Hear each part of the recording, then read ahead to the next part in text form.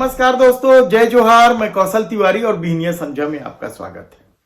खबर यह नहीं है कि सदगुरु जग्गी को मद्रास हाई कोर्ट ने क्या सुनाया या किस तरीके के सवाल पूछे।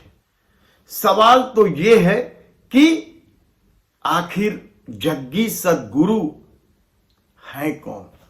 इनका पूरा नाम है जग्गी वासुदेव और 1982 से ये सदगुरु बन गए और 93 आते आते इन्होंने भव्य आश्रम स्थापित कर लिया।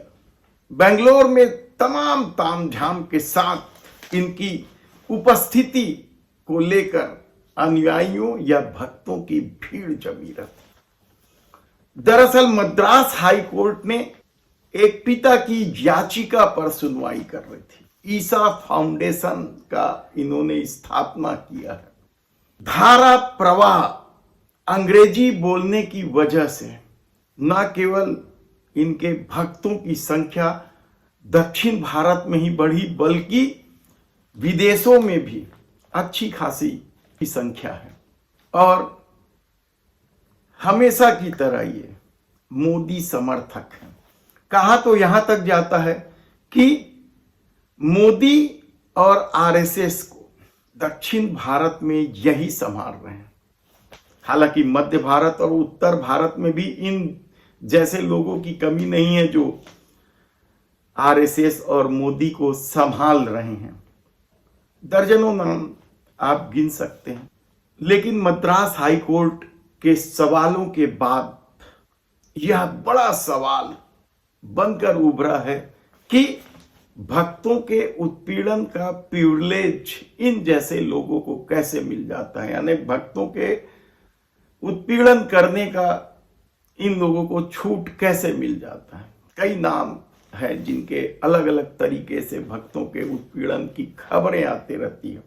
सुर्खियों में तो ये हमेशा रहे हैं। धर्म को छोड़िए राजनीति को लेकर कई तरह की बात करते रहते हैं जो आरएसएस और भाजपा के लिए अनुकूल होता है।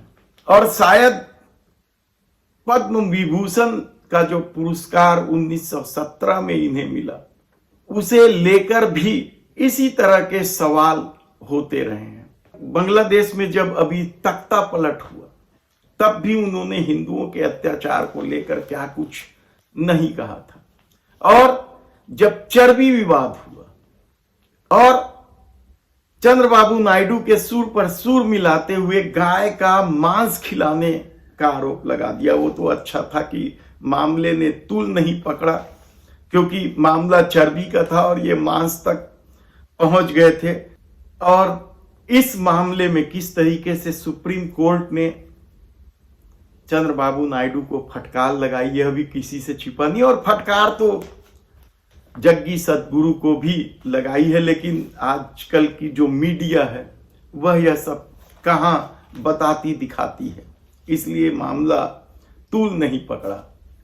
जग्गी सदगुरु को लेकर कई तरह के सवाल। इन्होंने बीए तक की जो शिक्षा की है वो मैसूर से की है और अपनी बेटी राधे जग्गी की शादी विदेशों में की है, बड़े तामझाम के साथ की है। और इसी को लेकर ही सवाल उठे मद्रास हाई कोर्ट में जब जस्टिस एसएम सुब्रमण्यम और जस्टिस वी शिवानंद की पीठ ने यह सवाल पूछा कि एक व्यक्ति जिसने अपनी बेटी की शादी करके जीवन में सही तरीके से व्यवस्थित होने दिया, दूसरों की बेटियों को सिर मुड़वाकर सन्यासिनी का जीवन जीने के लिए प्रेरित क्यों करता है। यह बड़ा गंभीर सवाल है। हालांकि बेटी के पिता कामराज और उसकी मां ने कई तरह के आरोप पूरे मामले में लगाए हैं और बेटियों ने तो कह दिया कि हम अपनी इच्छा से आश्रम में रह रहे हैं। 10 साल पुराना केस है ये। बेटियों ने सीधे सीधे कह दिया कि वे अपनी इच्छा से ईसा फाउंडेशन में रह रही हैं, कहीं किसी का कोई दबाव नहीं है। लेकिन पिता कहां मानने वाले, वे लगातार न्याय की लड़ाई लड़ रहे हैं। और ईसा फाउंडेशन भी यही कह रही कि जो दोनों लड़कियां हैं वे अपनी मर्जी से रह रही हैं। लेकिन इस दौर में जिस तरीके से धर्म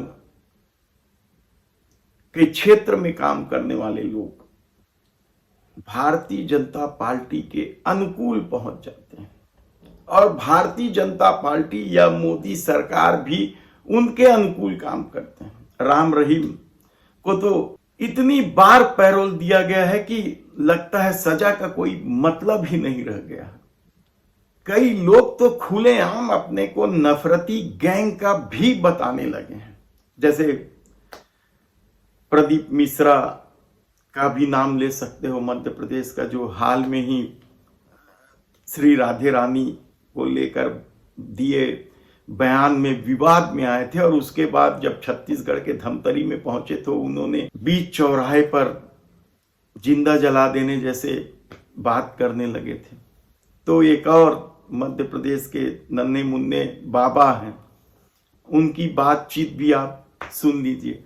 यानी इस दौर में किस तरीके से भक्तों के उत्पीड़न का प्रिविलेज दिया गया है, हैरान करता है कि आखिर इस तरह की छूट कैसे किसी को मिल सकती है। फेरिस्त है नाम में, हमने तो राम रहीम से लेकर कितने ही नाम आपके जेहन में होंगे जब उन पर कई तरह के आरोप लगे। आसाराम का भी नाम ले सकते हैं आप, जिन पर कई तरह के आरोप लगे, लेकिन किसी को कोई फर्क नहीं पड़ता। इनकी भक्ति की धारा अविरल बहती रहती है। धन्यवाद।